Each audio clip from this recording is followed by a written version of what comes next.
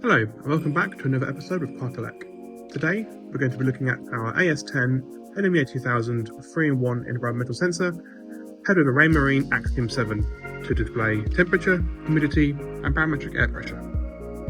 Initially, what we can do is to double check that everything is as it should be. So we can go into settings, to network, diagnostics, NMEA devices and messages, click on the relevant product, NMEA messages, and here we can see all of the relevant PGNs are being picked up by the AS10 and displayed through the backbone to the Axiom 7. We can now cancel out of this, go to our dashboard where we can choose our parameters.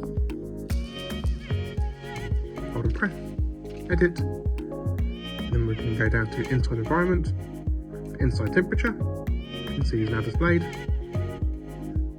Repeat the process for environment data again, inside humidity, and then last but not least, to environment, and down in the list is barometric pressure.